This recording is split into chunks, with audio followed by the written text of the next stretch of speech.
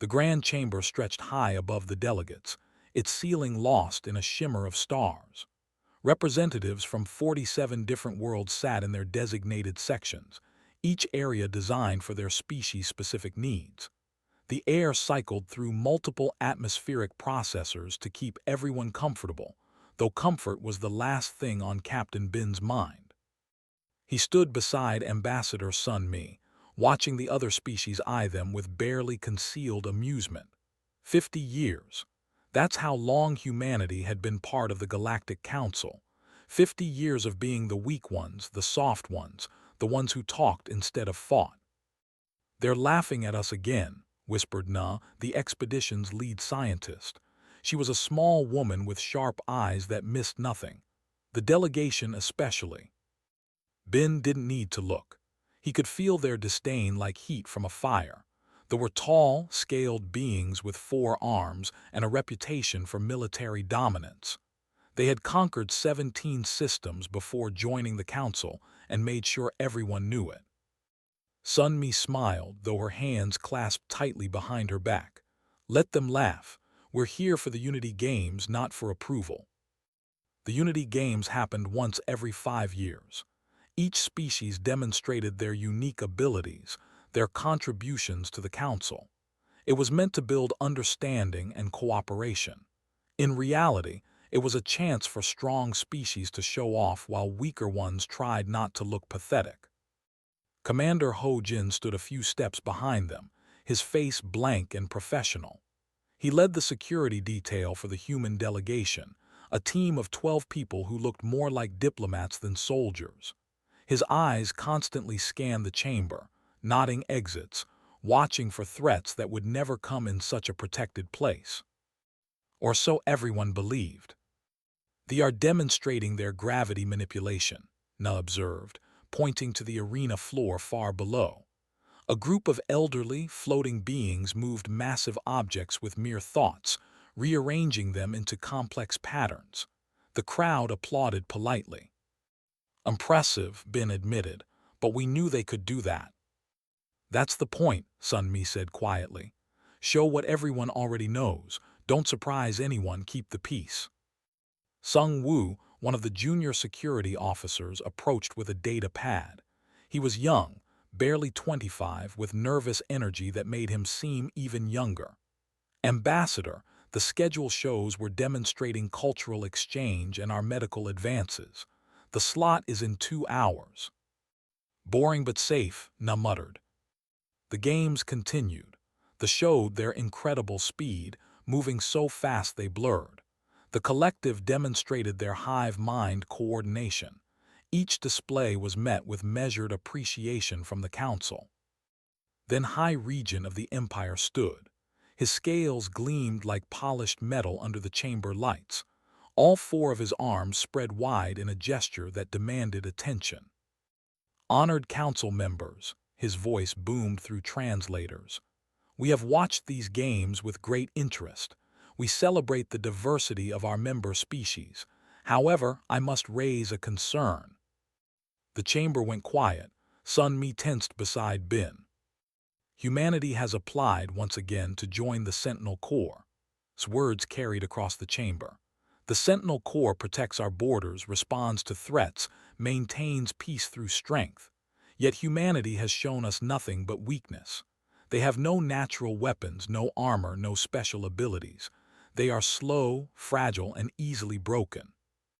Murmurs spread through the delegates. Some agreed. Others seemed uncomfortable with the public challenge. Sun Mi stepped forward to the edge of their platform. "High Regent, humanity contributes to the Council in many ways. We specialize in diplomacy, medicine, and cultural." "Words," interrupted. "You specialize in words. But when the raiders attacked the mining colony on Theta 7, who responded? The Sentinel Corps.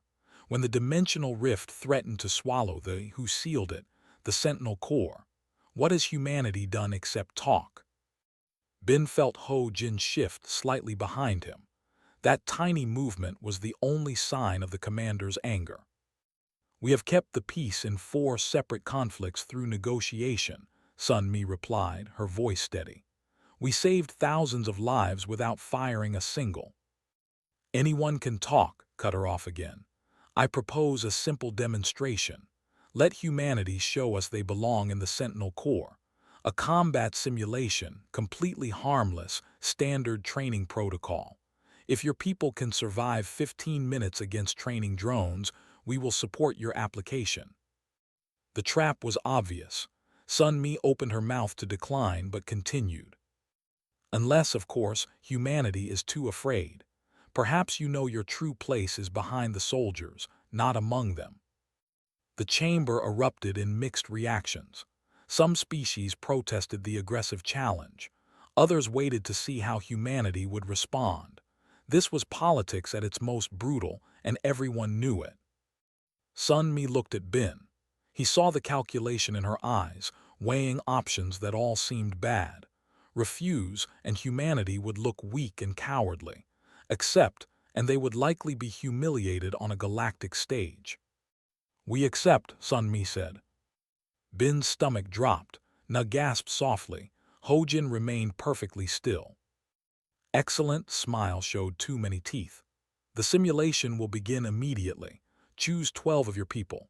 The exercise will be broadcast live across all Council worlds, as is traditional for the Unity games. Standard Sentinel Corps training scenario, level 5 difficulty. 15 minutes. Surely not too challenging. Level 5 was designed for trained soldiers of warrior species. It would be overwhelming for humans. Knew it. Sun Mi knew it. Everyone in that chamber knew it. But the decision was made.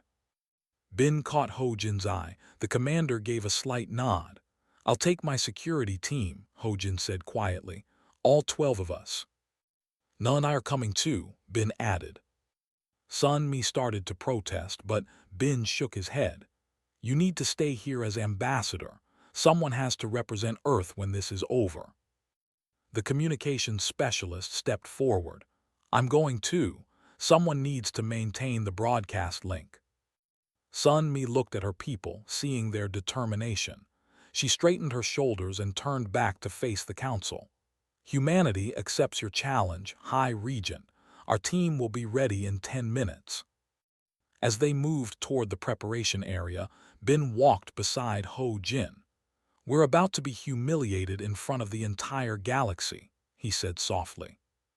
Ho Jin's expression didn't change, but something flickered in his eyes. Something cold and calculating that Bin had never seen before. Maybe, Ho Jin replied, or maybe it's time they learned something about humans. The commander's tone made Bin pause, but there was no time for questions. The arena awaited, and with it, the whole galaxy watching. The arena floor was cold under their feet. Bin looked around at the simulated environment, a maze of walls and corridors that resembled an abandoned city. Somewhere in this space, training drones would hunt them for 15 minutes. If they survived, humanity earned respect. If they failed, they would be the joke of the galaxy for generations. Hojin gathered the team in a tight circle. Besides Bin, Na, and there were the 9 other security officers. Sung Woo stood among them, his nervousness replaced by focus. Standard defensive formation, Hojin instructed. Keep moving, don't get cornered. These are training drones, non-lethal, but they'll hurt. The objective is survival, not victory. Understand? Everyone nodded. Above them, massive screens showed their faces to billions of viewers across the galaxy. The council members watched from their observation platforms, safe behind energy shields. Beginning simulation in 30 seconds, an automated voice announced. Na checked the medical kit at her hip. It was small, meant for minor injuries during diplomatic functions. This won't be enough if someone gets seriously hurt, she muttered. No one's getting seriously hurt, Bin said, trying to sound confident.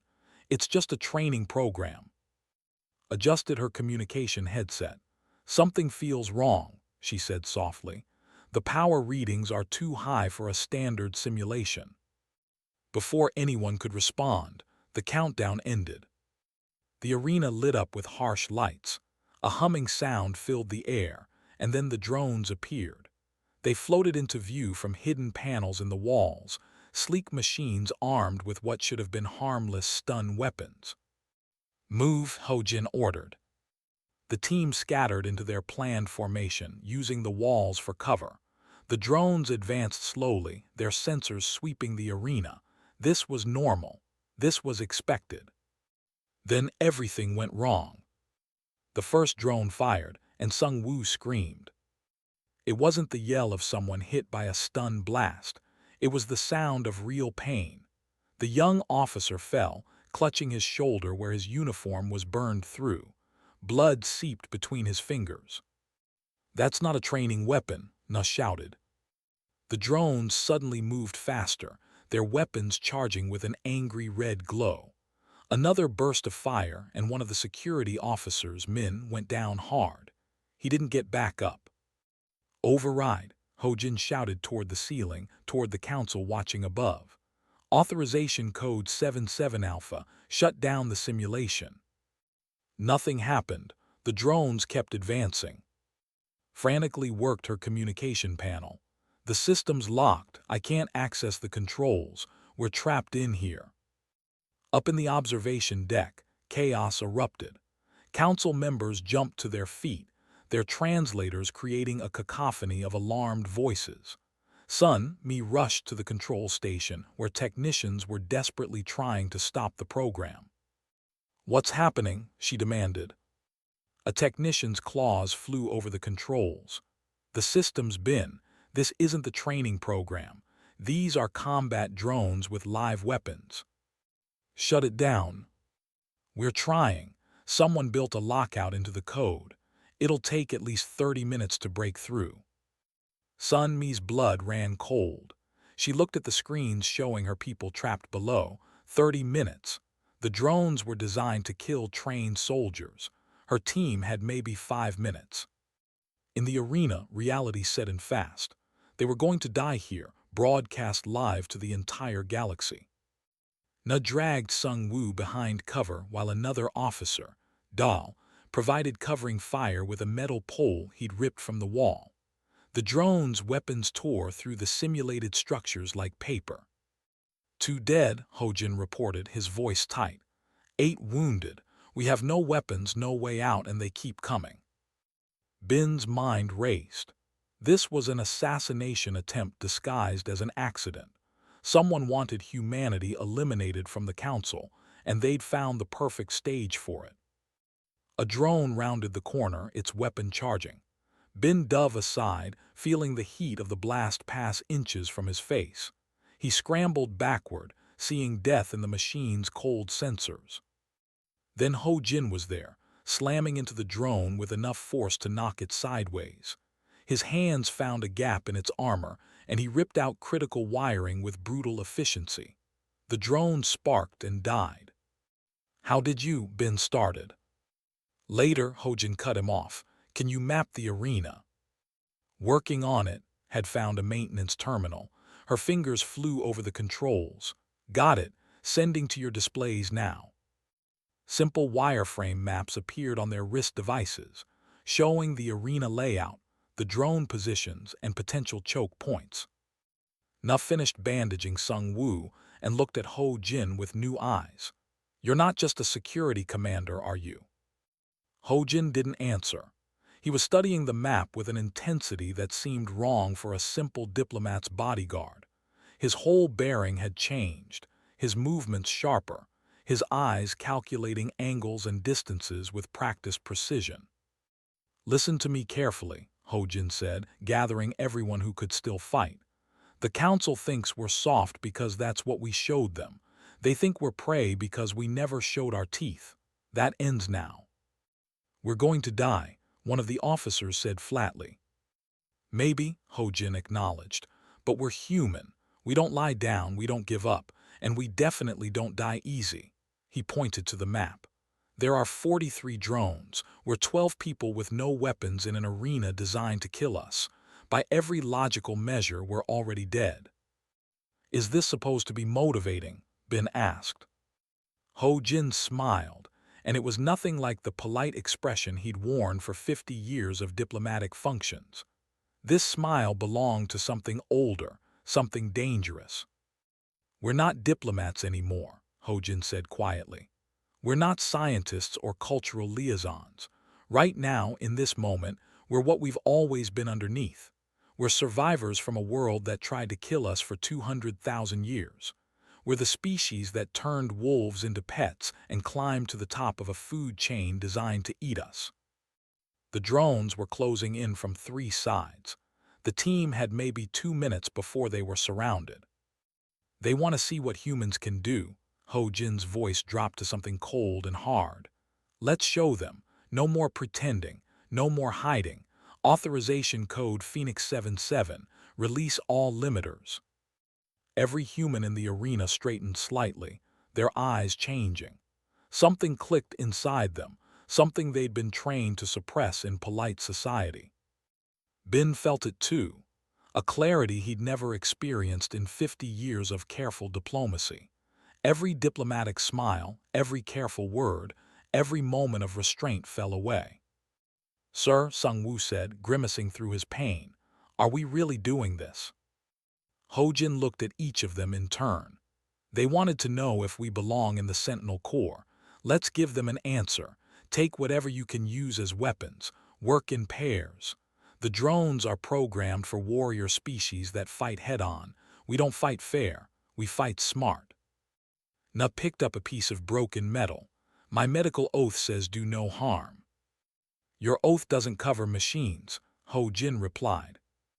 Above them, the galaxy watched. The council members argued and panicked. High Regent sat very still in his section, his confidence beginning to waver as he watched the humans below not flee in terror, but instead gather themselves with disturbing purpose. Sun Mi stood at the observation window, her hands pressed against the transparent barrier. She whispered a prayer to no one in particular. "Forgive us for what we're about to show you." In the arena, the drones advanced on what they calculated to be easy prey. They had no idea what was coming. The first drone that came around the corner found nothing. The humans had disappeared from its sensors, and its programming struggled to understand how 12 large organisms could vanish from an enclosed space. It scanned methodically, moving forward to investigate. Something dropped from above, landing on its back. Sung-woo, wounded shoulder and all, jammed a torn piece of metal into the drone's sensor array. Before it could shake him off, Dahl smashed its main processing unit with a chunk of concrete. The drone died with an electronic whine. 2 down, 41 to go, Sung-woo reported through clenched teeth. Up in the observation deck, a elder leaned forward. "Did they just use vertical space? Why would a species use vertical space? That's inefficient." "Humans are climbers," Na had once told the council in a cultural presentation. They'd found it quaint, amusing even. Not anymore. 3 more drones entered a corridor where they detected heat signatures. They found warm bundles of cloth wrapped around broken equipment. By the time they registered the deception, humans emerged from side passages they'd torn through walls, striking from 3 directions at once. Ho-Jin led from the front, but he didn't fight like any warrior species the council had ever seen. He didn't charge or rely on strength. He moved like water, like shadow, exploiting every weakness in the drone's design. A twist, a strike at joints, a hand that knew exactly where processors were located under armor plating. "Where did he learn that?" a council member asked. Sun Mi, still at the observation window, answered quietly. "Korea, Earth, one of dozens of nations that spent 10,000 years perfecting the art of fighting things bigger and stronger than themselves." Bin and worked as a team, drawing drones into kill zones they'd prepared. Bin would get the machine's attention, running and dodging with a stamina that seemed impossible. The drones would chase, calculate trajectories, fire weapons, and Bin would survive each time by margins so thin they seemed like luck. It wasn't luck. It was pattern recognition evolved over of being the hunted. It was the same instinct that let ancient humans dodge predators in tall grass. "He's predicting their shots," a observer said with disbelief, "before they fire." "How?" another asked. "Body language," Sun Mi said. "Humans are social creatures. We evolved reading micro-expressions, tiny changes in posture and position. Your drones telegraph their intentions the same way a living creature would. We see it without thinking." When the drones reached positions, they found traps, wires strung at sensor level, debris positioned to cause chain reactions. The arena's own systems turned against its mechanical hunters. Na had stopped being a doctor and become something the council had no word for. She moved through the battlefield, keeping her people alive with efficient first aid while simultaneously identifying drone vulnerabilities. Every species has its weak points, she'd learned. Machines were just another species. "Their power cells vent heat here," she pointed out during a brief regroup. "Strike there and they overheat.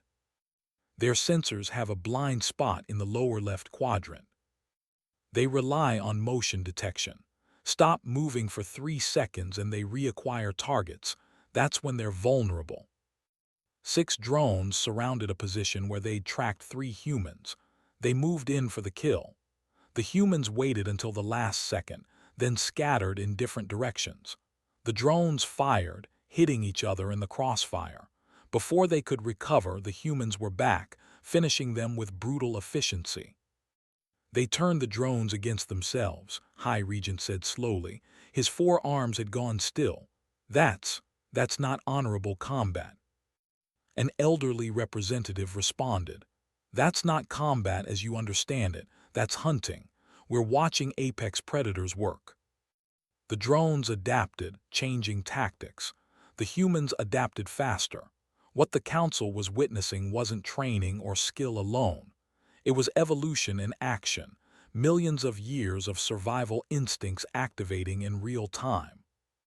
Sung Woo, despite his wound, climbed impossible surfaces to gain high ground. Dahl used his body weight and momentum in ways that turned his physical weakness into advantage. Every human moved with purpose, conserving energy, timing their efforts perfectly. And they communicated, not just with words but with gestures, expressions, tiny sounds that meant nothing to the translators but everything to each other. The council's translators struggled to keep up with the rapid-fire exchange of information. "Contact 3 moving fast. Flank now. Cover. Drop." Each word was clipped, efficient, carrying layers of meaning that came from shared experience, shared evolution, shared humanity. 10 minutes into what should have been a massacre, the humans had destroyed 23 drones and lost no one else. The wounded kept fighting. The terrified had become focused. The diplomats had become warriors. Hojin caught Bin's eye across the arena. No words were needed. Bin nodded and moved to a new position. They'd never trained together in combat, but they didn't need to. They understood each other the way pack hunters always do. Up in the observation deck, species that had seen 1,000 battles watched in growing horror. This wasn't how soft species fought. This wasn't how prey behaved. "Stop calling them soft," the elder said. "Stop calling them prey. Humans aren't weak. They're restrained. There's a terrifying difference." A military officer in delegation spoke up, his voice shaking. "High Regent, I've analyzed their patterns. They're not fighting to survive anymore. They're hunting. They've transitioned from defensive to offensive tactics. The drones are now the prey." Watched his certain victory dissolve. The human team moved through the arena like ghosts, like demons, like nightmares made flesh. Every drone sent against them died. Every trap set for them failed. "How are they doing this?" he demanded. "They have no weapons, no armor, no advantages." Sun Mi turned to face him, and her smile was sharp as glass. "No advantages. High Regent, humans evolved on a death world. Earth killed 99% of everything that ever lived there. The survivors didn't survive by being strong or fast or having armor. They survived by being smart, adaptable, and absolutely relentless. She pointed at the screens showing her people systematically destroying military drones. You wanted to see if humans belong in the Sentinel Corps. You're seeing it. Every human undergoes military training. Every single one. Not because we love war, but because we know what we are. We know what we can become when we stop pretending to be civilized. Nuff finished destroying another drone and looked directly at one of the cameras broadcasting to the galaxy. Her face was smeared with dirt and blood, but her eyes were clear and cold. She mouthed two words, "Still watching." 15 minutes approached. The drones had been reduced to 18. The humans had settled into a rhythm that seemed almost casual. They'd stopped running and started dictating the pace of the engagement. Ho-Jin checked his time. 2 minutes left, let's make it memorable. What happened next would be taught in military academies for generations. The humans didn't just survive the final 2 minutes. They hunted down every remaining drone with methodical precision, moving like a single organism with 12 bodies. When the arena's lockdown finally disengaged and the simulation officially ended, 8 humans stood among the wreckage of 43 military drones. They were battered, bleeding, exhausted, but they were standing. The galaxy watched in absolute silence. Bin looked up at the observation deck, at the council members pressed against the windows, at High Regent whose scales had gone pale. 15 minutes, Bin said calmly into the sudden quiet. We survived, do we pass? No one answered. They couldn't. They just learned that humanity had been among them for 50 years wearing a mask of gentleness. And the mask had just come off. The arena doors opened with a hiss. Medical teams from a dozen species rushed in, but they stopped at the threshold, uncertain. The humans stood among the smoking remains of the drones, and something in their stance made even the medics hesitate. Ho-Jin was the first to lower his guard. We have wounded, he said, and his voice had shifted back to something almost normal. Please help them. It broke the spell. The medical teams moved in, carefully, watching the humans like one might watch sleeping predators. Na immediately began coordinating with them, her medical knowledge returning to the forefront. Above in the observation deck nobody moved. The silence stretched until an elderly finally spoke into the stillness. In my youth I studied Earth. I read their histories. I thought them exaggerated, stories told to make a soft species seem dangerous. He paused, his ancient eyes reflecting the arena below. I was wrong. If anything, they understated the truth. Sun Mi stood beside him, her diplomat's composure cracked. She'd known, of course. Every human knew what they were capable of. But seeing it, watching her people transform from gentle scholars into efficient killers, that was different. You lied to us, his voice cut through the observation deck. 50 years of lies. No, Sun Mi turned to face the council. We never lied. You asked what we could do and we showed you our medicine, our art, our diplomacy. Those are real. Those are us. You just never asked what else we could do. You hid your nature. We restrained our nature, Sun Mi corrected. There's a difference. Humans have a saying, speak softly and carry a big stick. We spoke softly for 50 years. You never should have made us show you the stick. A collective representative rippled with distress. You let us believe you were weak. You let us mock you. Yes, Sun Mi said simply. Because we wanted to be part of this council. We wanted peace. We knew if you saw what we really were, you'd fear us. You'd push us away or try to eliminate us as a threat. So we showed you our gentle side and hoped it would be enough. How? A demanded. How does a species hide such capabilities? Your soldiers are trained to a level that exceeds most warrior castes, yet you present them as simple security officers. Sun Mi's laugh was bitter. They're not soldiers. Well, Ho-Jin is, but the others. Bin is a diplomat. Na is a scientist. Sung Woo just graduated from university last year. In human terms, they're civilians. The word translated poorly, causing confusion across the chamber. Civilians, Sun Mi repeated. Non-military, regular people. On Earth, every human goes through basic military training. Not because we're at war, but because our planet tried to kill us for so long that we built survival into our culture. Every human knows how to fight. Every human knows how to survive. We just choose not to most of the time. Down in the arena, Bin was being examined by a medic. The alien doctor's tendrils shook as they worked. Your stress hormone should have shut down your body. Your species wasn't designed for sustained combat. How are you still conscious? Bin smiled tiredly. Adrenaline. Our bodies produce chemicals that override pain, fear, and exhaustion when we're in danger. We can push past our limits when we need to. It's how our ancestors ran prey animals to death over days of pursuit.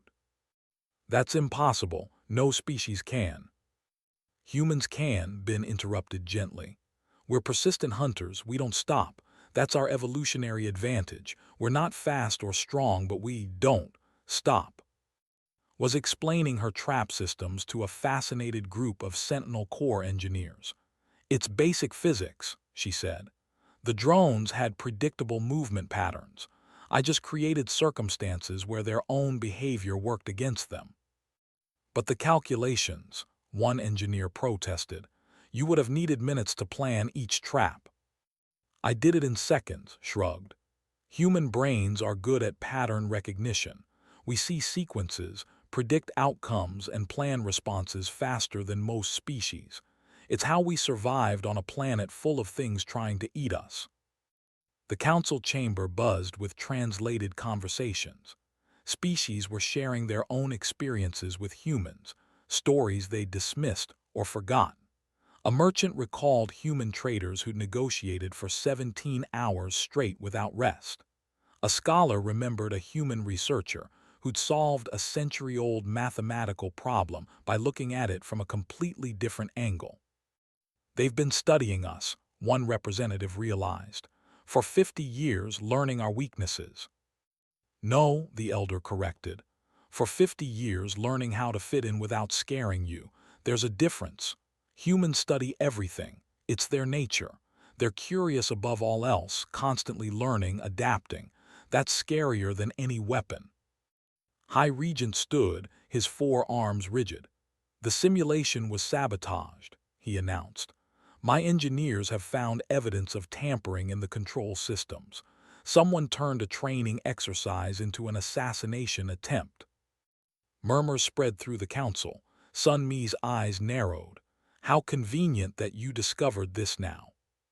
Are you accusing? I'm stating facts, Sun Mi cut him off. Someone rigged that arena to kill my people. Someone wanted humanity eliminated. And you, High Regent, were the one who challenged us to enter it. Scales flushed dark. I would never use such dishonorable tactics. Wouldn't you? Sun Mi's voice was cold. You called us weak. You mocked us publicly. You created a situation where refusing would shame us and accepting would kill us.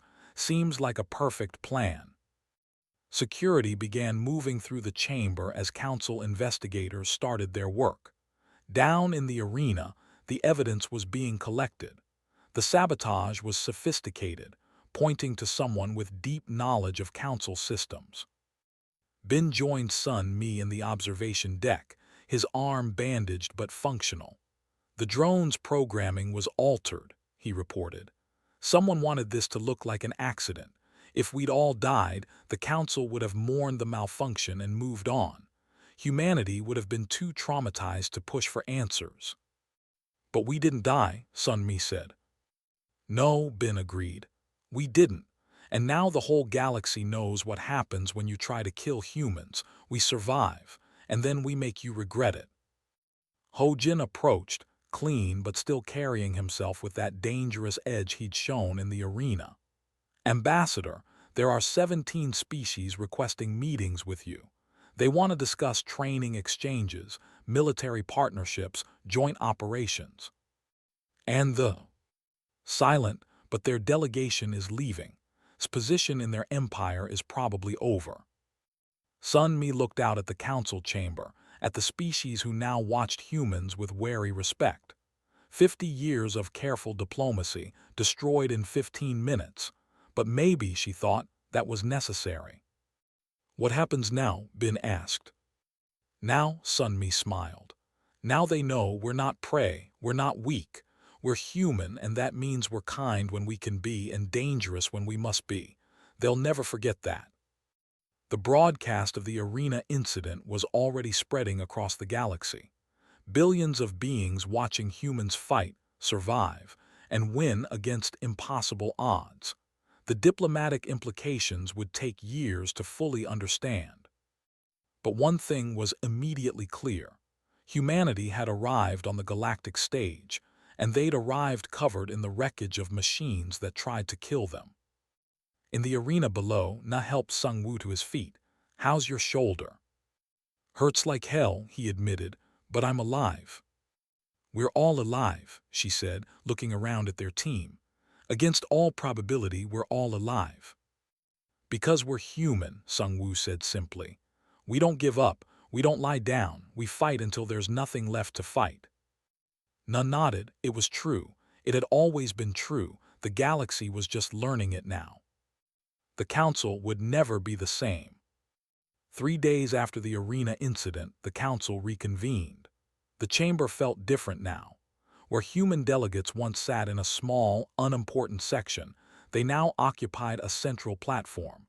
No one had officially changed their seating, but somehow, species had shifted their positions to give humanity more space. Bin noticed it immediately. Respect, he realized, looked a lot like fear. The investigation results were in. The evidence pointed directly to the delegation, specifically to High Regent personal technical staff. The sabotage had been elaborate, planned months in advance. The goal was clear: eliminate humanity's leadership and make it look like an accident caused by their own weakness.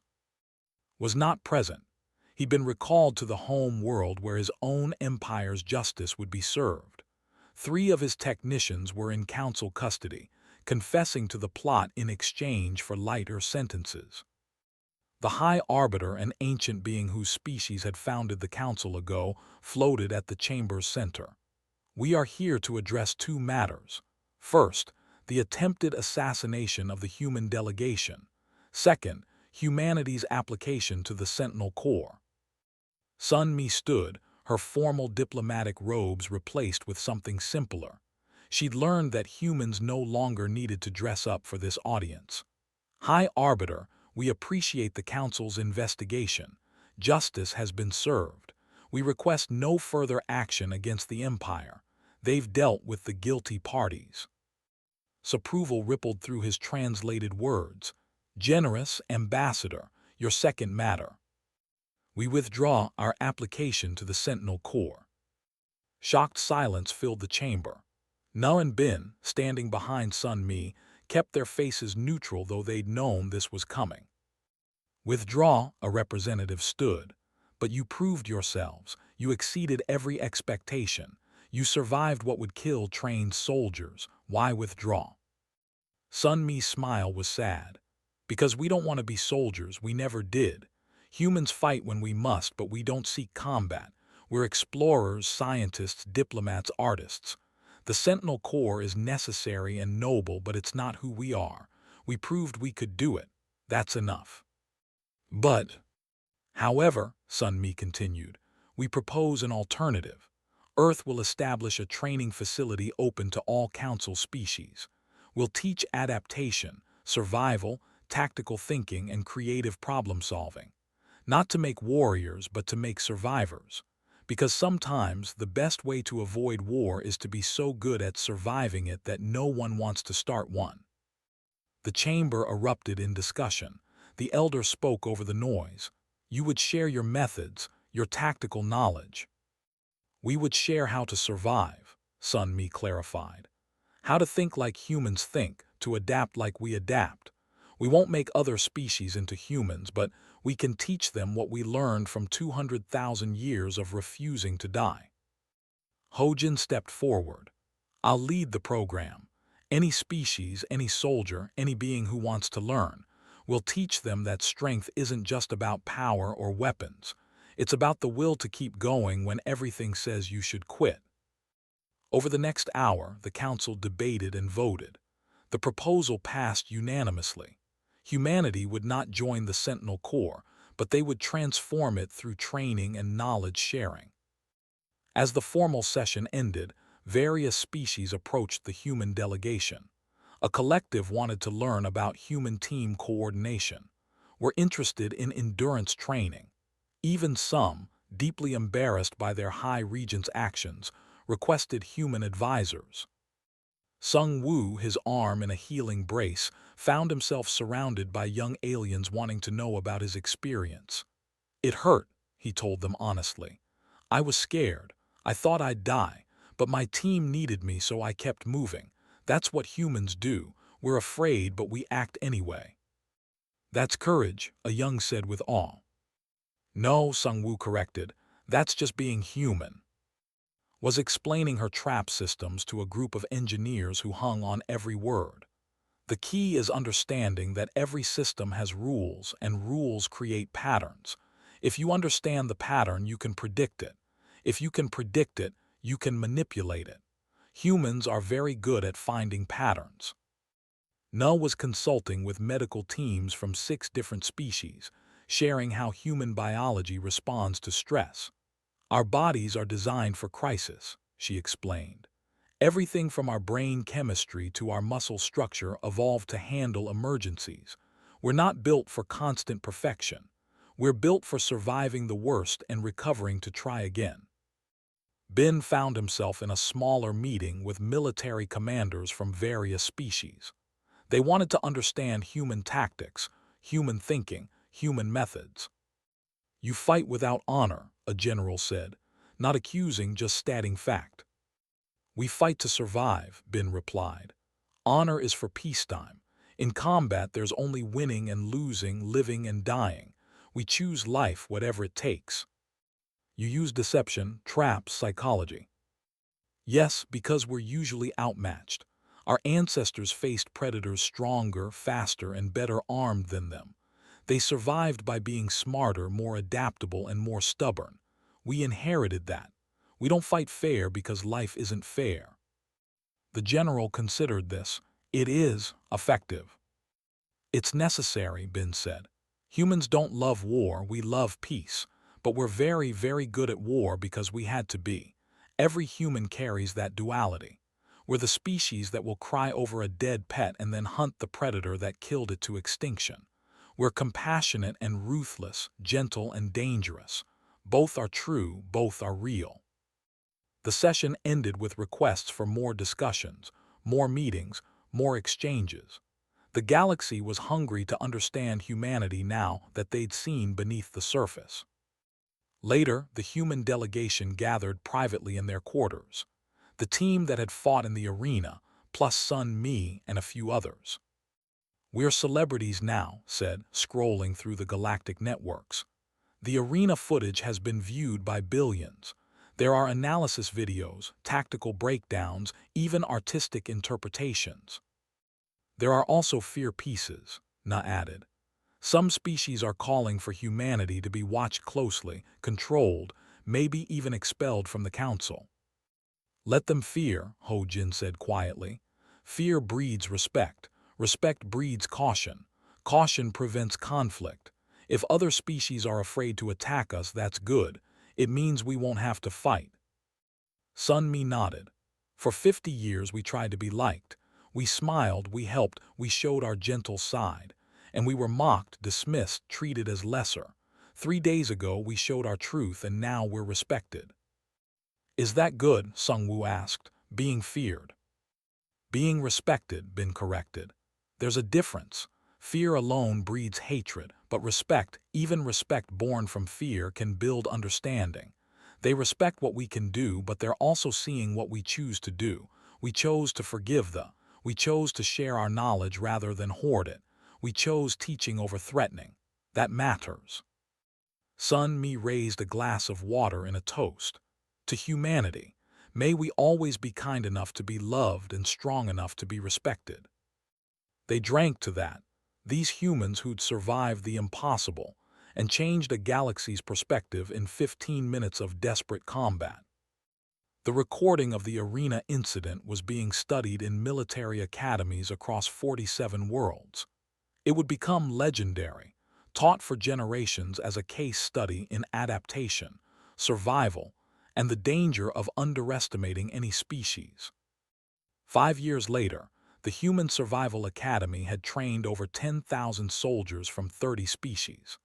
Conflicts that might have erupted into war were resolved through negotiation, because potential aggressors knew that council species trained by humans were far more dangerous than they appeared. Humanity's reputation was secure, not as the strongest or the fastest or the most advanced, but as the species you didn't want to fight because they wouldn't stop, couldn't stop, and would find a way to win even when winning seemed impossible. Ben, now an instructor at the academy, told his students a truth that summed up humanity perfectly. We're not the best fighters in the galaxy.